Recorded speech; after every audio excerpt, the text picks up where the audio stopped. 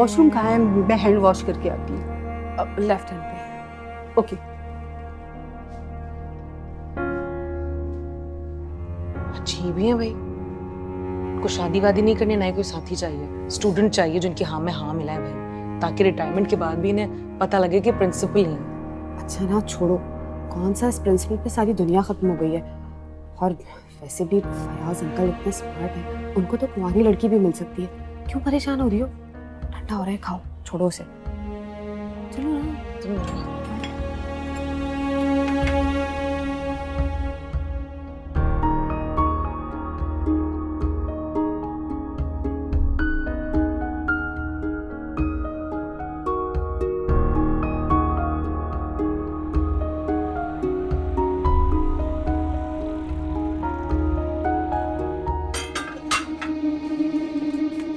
आ गई तुम? अरूज, मैं देख रही हूँ कि मेरी इजाजत के बगैर आजकल तुम्हारा बहुत आना जाना हुआ है। कहाँ गई थी तुम? काम से गई थी। वाह, बड़ी हिम्मत आ गई है। रास्ते भी आ गए हैं और हिम्मत भी। वैसे भी आपने तो अपना रास्ता अलग कर लिया, अब मुझे खुद ही अपना कुछ करना पड़ेगा। तुम क्यों फिक्र करती हो? एक बार इंशाल्लाह मेरी फयाज से शादी हो जाए, मैं तुम्हारा भी सोचूंगी, ऐसे नहीं छोड़ूंगी तुम्हें। बस, बहुत मेहरबानी आपकी। मैं अब मजीद आपके हाथों इस्तेमाल नहीं हो सकती। मैं खुद कर लूंगी अपना कुछ। वाह, अच्छा बताओ ना जरा, क्या कर लोगी? नौकरी नहीं है, डिग्री नहीं है, पैसे नहीं है, अमेरिका जा नहीं सकती वापस। इसका मतलब समझती हो तुम कि तुम मारिया को कभी वापस नहीं ले पाओगी? ठंडे दिमाग से सोचो। बस एक बार फयाज और मेरी शादी हो जाए, तुम्हारे सारे मसले हल कर दूंगी। अच्छा, क्या करेंगी आप? अच्छा सा अमीर लड़का ढूंढकर तुम्हारी शादी करूंगी। ख्वाब दिखाऊंगी और फिर तुम्हारी आंखों से ताबीर उचक कर अपने दामन को सजा दूंगी। मैं कोई पपेट नहीं हूं, इंसान हूं। मैं जवाद से सच में मोहब्बत करने लगी थी, जिसको आपकी लालच ने निगल लिया। बेटा जी, किस तरह की बातें कर रही हो तुम? जवाद को मिले तुम्हें जुमा जुमा 8 दिन हुए और दुखी लव स्टोरी भी हो गई। पागल हो गई हो तुम? बस मान लो कि जवाद तुम्हारी किस्मत में नहीं था, कुछ इस तरह से फयाज मेरी किस्मत में है। नोट कर रही हूँ, तुम बहुत बदतमीज हो गई हो, कंट्रोल करो। हाँ, मैंने सोचा है कि एक बार मेरी शादी हो जाए तो फिर मैं फयाज के घर शिफ्ट हो जाऊंगी। इस घर को मैं किराए पर उठा दूंगी। तुम अपना बंदोबस्त कहीं और ढूंढ लो। मामी? क्या मामी? जो फैसला किया है वो बता रही हूँ तुम्हें। हाँ, फिलहाल मैं तस्नीम के जा रही हूँ।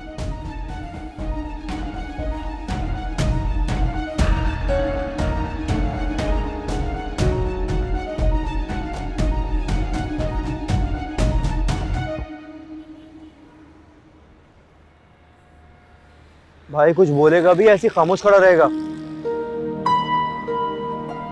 समझ में नहीं आ रहा क्या बोलूं। देख मेरे भाई, मैं कोई टेलीपैथी तो जानता हूँ नहीं कि आपके दिल के राज जान लूंगा। आपको कुछ बोलना पड़ेगा। मुझे क्यों लग रहा है तुझे मोहब्बत हो गई है फिर से। तुझे याद है ना लास्ट टाइम मुझे जब मोहब्बत हुई थी तो क्या हुआ था? उस लड़की को इनकार करके उसका हाथ मैंने अपने भाई के हाथ में दे दिया। आज उसे मैं अपनी भाभी कहता हूँ, तो मोहब्बत तो नहीं। तो फिर क्या मसला है मेरे भाई? जब मैं जर्मनी गया कोर्स के लिए तो अम्मी को एक लड़की पसंद आई मेरे लिए, तो उन्होंने बात की, उससे शादी की, वो मान गई। अचानक पता नहीं क्या हुआ कि उसे मना करना पड़ा। आंटी ने क्यों इनकार कर दिया? खानदानी कुछ मसले हमारे, इस वजह से उसे मना करना पड़ा। अब क्या इतनी पसंदीदगी है कि आंटी के खिलाफ जाएगा तू? हाजिर पसंदीदगी की बात नहीं है, बात सिर्फ ये है कि यार मुझे ये समझ नहीं आ रही कि अगर उससे पहले मना लिया फिर एकदम से उसे इनकार कर दिया, वो मेरे बारे में क्या सोचेगी? यार तो किस ख्वाबों में जी रहा है? आजकल की लड़कियां एक नहीं, दो नहीं, 1000 चॉइसेस रखती हैं। उनको कोई बेस्ट ही चाहिए होता है। ये नहीं तो वो सही, वो नहीं तो कोई और सही। तो फजूल में परेशान हो रहा है यार, उसको कोई फर्क नहीं पड़ता। तू बस आंटी की ना नाराजगी का शोक मना रहा है और कोई बात नहीं है। वो ऐसी लड़की नहीं है। भाई बात तो यही सच है।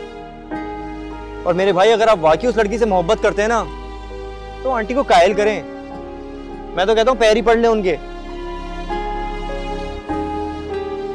पहली मोहब्बत तो आप खो ही चुके हैं, कहीं आंटी की नाराजगी की वजह से दूसरी ना खो दे। वैसे आजकल की माएं भी ना थोड़ी अजीब हो गई हैं। मान जाती है तो मान ही जाती हैं और अड़ गई तो छोड़ यार, आए चले, आजा।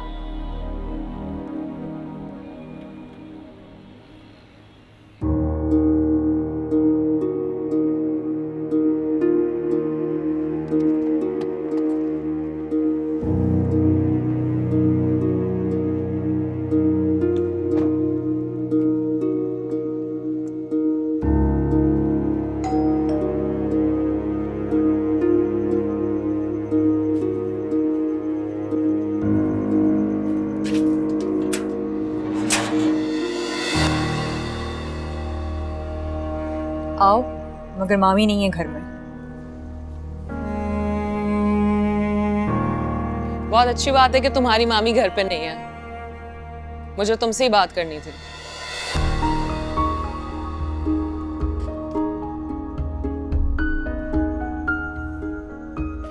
क्या बात करनी थी तुम्हें मुझसे?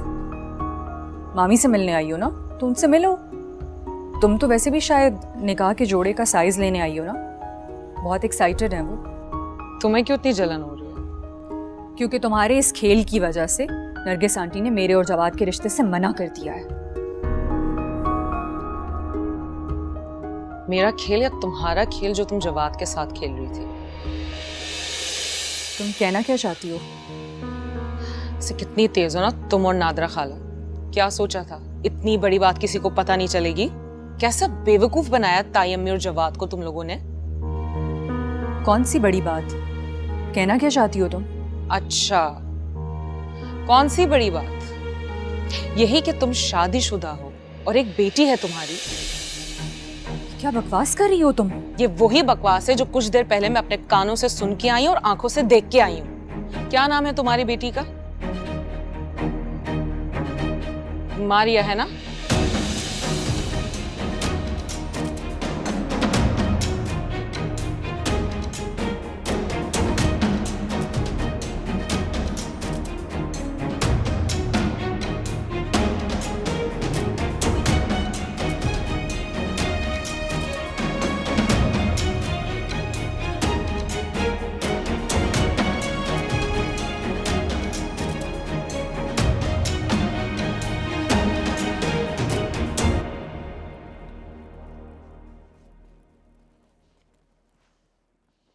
तुम क्यों इतने परेशान हो रहे हो? मुझे परेशानी में डाल के खुद मुझसे पूछ रही है कि मैं क्यों परेशान हो रहा हूँ। क्या जरूरत थी आपको अरूज को? बस जवाद, उरूज के हवाले से मैं कोई बात नहीं सुनूंगी। मैंने अपना फैसला सुना दिया है। ठीक है अम्मी, जो आपने करना है ना वो आप करें, लेकिन ये याद रखिएगा, दूसरों को दुख पहुंचाना, उन्हें तकलीफ देना, उसके बाद अपनी जिंदगी में खुशी की उम्मीद मत रखिएगा। अगर आज हमारा है ना तो कल किसी और का हो। माँ को नसीहतें मत करो, वाकई आज हमारा नहीं है। ये सब कुछ जो है ना, ये बस दिखावा है। सब कुछ तो छीन लिया है तुम्हारे फयाज ने, उसके घर और उसके खानदान ने। अरे मेरी बहन तक को छीन लिया है। और वो फितना जिसे ब्याह कर मैं अपने घर ले आई थी, इफ्रा, मैंने सोचा था कि सना की परवरिश करेगी, उसका ख्याल रखेगी, लेकिन नहीं। वो तो हर रोज मुलाजमा के सुपुर्द करके सना को अपने बाप से मिलने चली जाती है। उसे जरा भी परवाह नहीं है सना की। इससे तो अच्छा था कि मैं राशिद की शादी ना करती। जी अम्मी, और यही मैं आपको समझा दूं, लेकिन आपने तो मुझसे मेरी मोहब्बत की कुर्बानी लेनी थी ना। आप समझी ना खाला समझी। बस आपको लगता था कि इफ्रा माँ बनकर ही सना का ख्याल रख सकेगी। उसे तो आपने उससे दूर कर दिया। ना वो अब राशिद भाई के करीब हुई, ना सना की। और अब आप वही गलती कर रही हैं फिर से अरूज के मामले में। मैं सब देख लूंगी, सब संभाल लूंगी। तुम इसकी फिक्र बिल्कुल मत करो। पहले मैं ये नादरा वाला मामला तो हल कर लूं। और मेरी बात सुनो, फयाज और नादरा वाली बात, उनके निकाह वाली बात अपने बाप को बिल्कुल मत बताना। मैं देखती हूँ ना इफ्रा उन्हें बताती है या नहीं। अगर सच्ची होगी ना तो बताएगी। अम्मी मैंने तुमसे कहा ना, खामोश रहो, खामोश।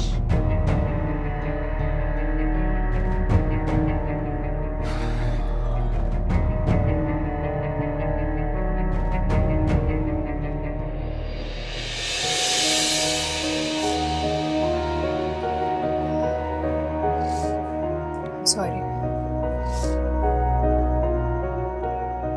तुम रो रही हो? सारे प्लान का भांडा फूट गया, रो भी ना। क्या तुम इस वजह से रो रही हो? हाँ, इसी वजह से रो रही हूँ। देखो, मैंने तो पहले भी तुम्हारे लिए, तुमसे दोस्ती करने के लिए हाथ बढ़ाया था ना। तुम्ही ने मुझे अहमियत नहीं दी।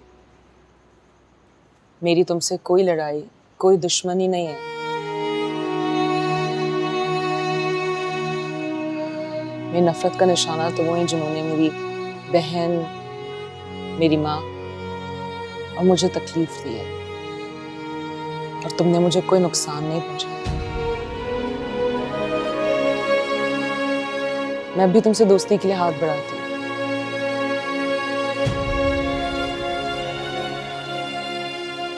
देखो, तुम अपना दुख, दर्द, जो भी परेशानी है तुम मुझसे शेयर कर सकती हो। कौन था वो शख्स?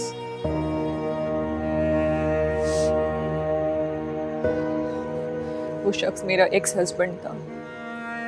मैं अमेरिका में मिली थी उससे। अपने पेरेंट्स का घर मैं छोड़ चुकी थी। सोचा उससे शादी करके सेटल हो जाऊंगी, ग्रीन कार्ड मिल जाएगा। मगर वो खुद वहाँ पे इलीगल तरीके से रह रहा था, बहुत सी गलत एक्टिविटीज में इन्वॉल्व था, इसलिए वहाँ से हमें डिपोर्ट कर दिया गया। 4 साल से पाकिस्तान के मुख्तलिफ शहरों में धक्के खा रहे हैं। फिर पिछले साल वो मेरी बेटी को लेके गायब हो गया। मुझे किसी ने बताया कि वो कराची में है, इसलिए मैं यहाँ आ गई। मगर उसने ये शर्त रखी है कि वो मुझे मेरी बेटी से तब मिलने देगा जब मैं उसको 25 लाख रुपया दूंगी। और तुम्हें क्या लगता था कि शादी के बाद जवाद को जब ये सब पता चलेगा तो वो तुम्हें छोड़ देगा? नादरा मामी ने कहा कि लोग बहुत अमीर हैं, अच्छे सादा लोग हैं, और उन्होंने कहा उनका अपनी बहन पे बहुत रोब चलता है, वो उनकी बहुत बात मानती हैं। मुझे लगा शादी हो जाएगी, घर मिल जाएगा, मैं सेटल हो जाऊंगी तो शायद मैं अपनी बेटी के लिए भी कुछ कर सकूं। मगर मुझे सेटल करने के चक्कर में मामी को खुद अपने सेटल होने की पड़ गई। तुमने गलत सोचा था उर्ज। झूठ पे कायम किए जाने वाले रिश्ते कभी पायदार नहीं होते। जैसे ही झूठ खुलता है रिश्ते रेजा रेजा हो जाते हैं। तुम सही कह रही हो, मगर बेटी की जुदाई ने सब अच्छे बुरे की तमीज को मिटा दिया मेरे लिए। मैं इतने अरसे से उससे नहीं मिली, उसको अपने गले से नहीं लगाया। अब तो सब उम्मीद खत्म हो गई है। नरगिस आंटी ने जवाद के साथ मेरा रिश्ता खत्म कर दिया है। अगर मेरी उससे शादी हो जाती तो शायद वो मेरी कुछ मदद कर देता, और मामी तुम्हारे अब्बू से शादी करने के बाद इस घर से चली जाएंगी, और उन्होंने मुझे भी कहा है कि मैं अपना बंदोबस्त कर लूं।